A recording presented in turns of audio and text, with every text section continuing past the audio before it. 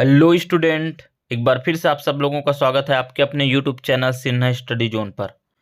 I hope आप लोग बहुत अच्छे होंगे और उतनी अच्छी तरीके से आप लोगों की पढ़ाई की तैयारी भी चल रही होगी।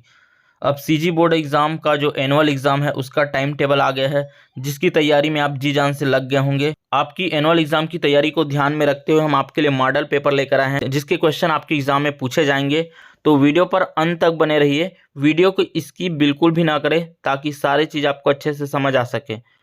वीडियो अच्छी लगेगी तो लाइक कर देना, चैनल पर नए हो तो सब्सक्राइब जरूर कर देना, साथ ही बेल आइकन को दबा के रखें ताकि समय समय पर आपको वीडियो की नोटिफिकेशन मिलती रहे। तो चलिए बिना देरी किए वीडियो को शुरू करते हैं। वीडियो की स्क्रीन पर आप देख सकते हैं मॉडल परीक्षा 2023-24 का प्रश्न पत्र है और विषय गणित है।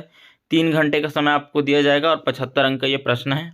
अब इसमें नोट सभी प्रश्न हल करना है। सामान्य निर्देश लिख लेते हैं। ग्राफ पेपर की आवश्यकता है।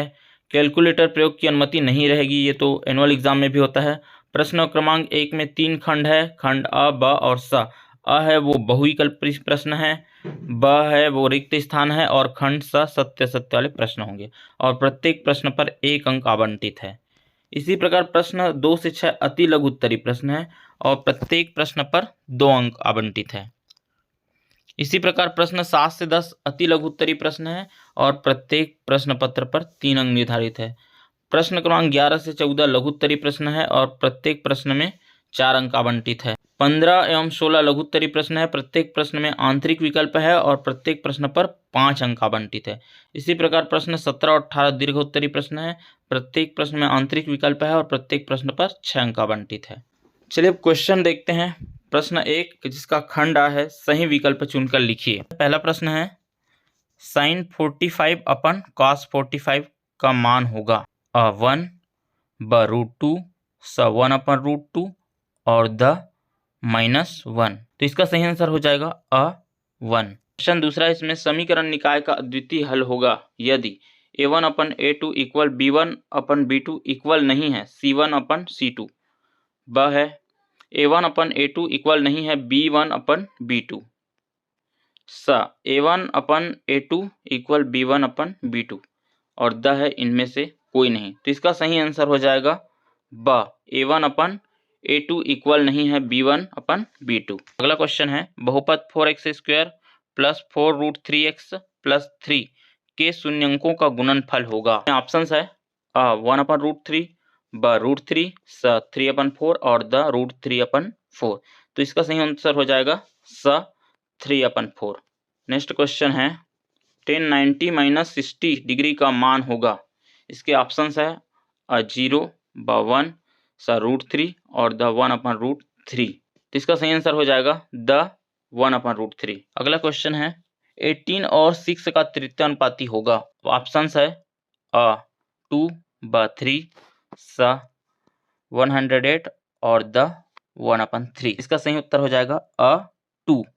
अब खंड वह है रिक्त स्थान की पूर्ति कीजिए। रेखा 4√3x - 2i प्लस 5 इक्वल 0 की प्रवणता खाली स्थान है, तो खाली स्थान में आपको लिखना होगा 2√3। अगला है बिंदु 05 खाली स्थान अक्ष पर स्थित है। यहाँ पर x निर्देशांक है वो 0 है, मतलब ये y अक्ष पर स्थित होगा, तो यहाँ पर आपको y लिखना होगा। अगला क्वेश्चन है किसी व्यक्ति के सभी साधनों से प्राप्त आय पर जो कर लगाया जाता है खाली स्थान कहलाता है, तो इसमें आपको लिखना होगा आयकर। अगला है शिक्षा उपकर खाली स्थान पर लगाया जाता है, तो शिक्षा उपकर है वो देय आयकर पर लगाया जाता है, तो आपको इसमें देय आयकर लिखना होगा।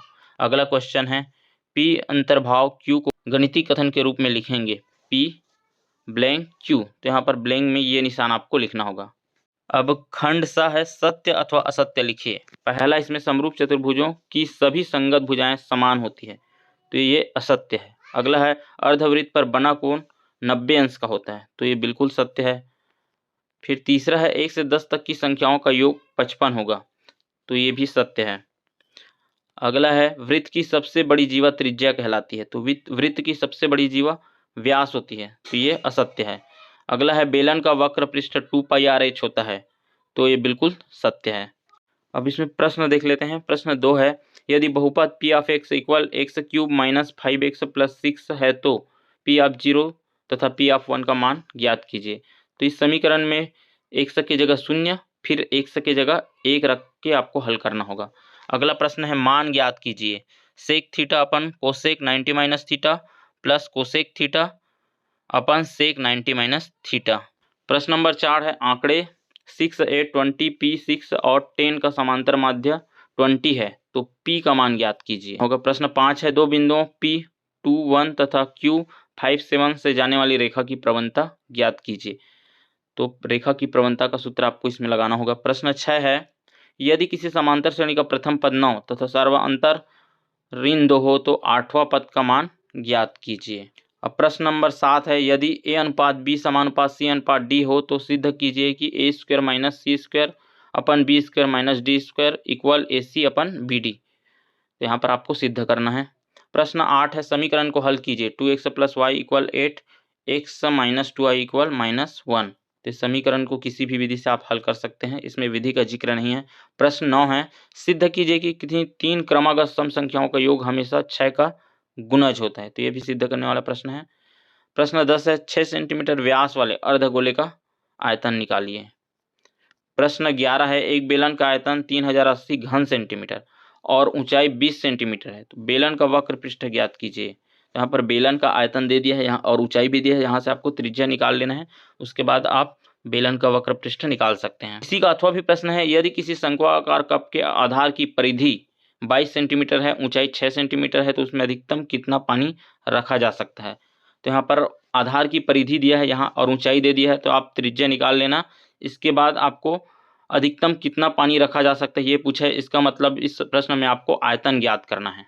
प्रश्न 12 है निम्न सारणी का बहुलक कीजिए। वर्गांतर और आवृत्ति दिया है, आपको बहुलक ज्ञात करना होगा। इसी का अथवा है निम्न सारणी की माध्यिका ज्ञात कीजिए। इसमें भी वर्गांतर और आवृत्ति दिया है, यहाँ से आप माध्यिका निकाल सकते हैं। प्रश्न 13 है उस रेखा का समीकरण ज्ञात कीजिए जिसकी प्रवणता 5/3 है तथा रेखा बिंदु 3 शून्य से होकर जाती है। यहाँ पर आपको प्रवणता दे दी है, यहाँ से आप रेखा का समीकरण आपको बनाना होगा। इसमें अथवा भी है वर्गों की एक भुजा की माप व उन वर्गों के परिमाप को सारणी में प्रदर्शित किया है। यहाँ पर दिया है वर्ग की भुजा की माप सेंटीमीटर में, फिर वर्ग का परिमाप दिया है सेंटीमीटर में।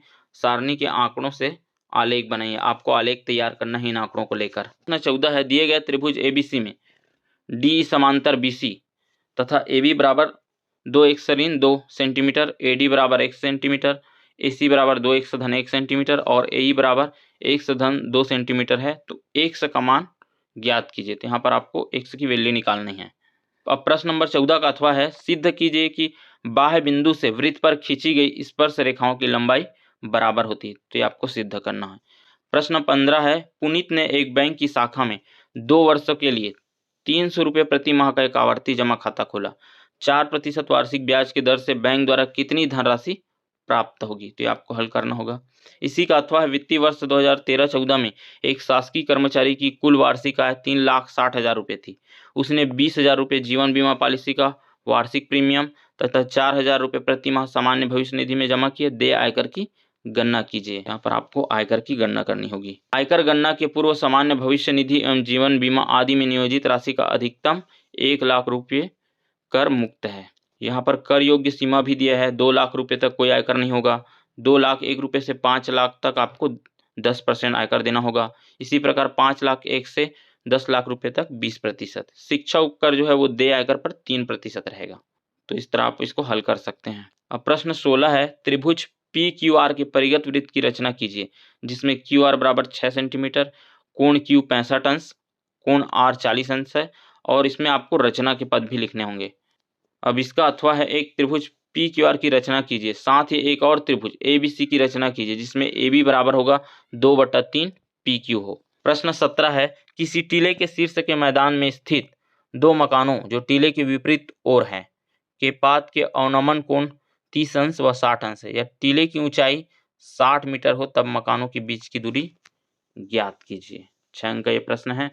इसका अथवा भी देख लेते हैं। इसका अथवा है निम्नलिखित सर्व समीका को सिद्ध कीजिए। तो यहाँ पर आपको सिद्ध करने वाला प्रश्न दिया है √1 अपन cos थीटा अपन 1 minus cos theta plus √1 minus cos theta अपन 1 plus cos theta equal to cosec theta. तो यहाँ पर आपको लेफ्ट हैंड साइड को लेकर आपको हल करना होगा और अंत में 2 कोसेक थीटा आ गया तो आपका जो क्वेश्चन है वो सिद्ध हो जाएगा। प्रश्न 18 है 2 क्रमागत सम धनात्मक प्राकृत संख्याओं के वर्गों का योग 164 है संख्याएं ज्ञात कीजिए। तो इसका अथवा भी दिया है। यदि किसी समांतर श्रेणी में n 2n तथा 3n पदों के योगफल क्रमशः s1 s2 तथा s3 है तो सिद्ध कीजिए। सिद्ध करना है s3 equal 3 bracket s2 minus s1। गणित के अतिरिक्त अन्य विषय की प्रश्न पत्र चाहिए तो वीडियो पर हमें कमेंट करके बताइए।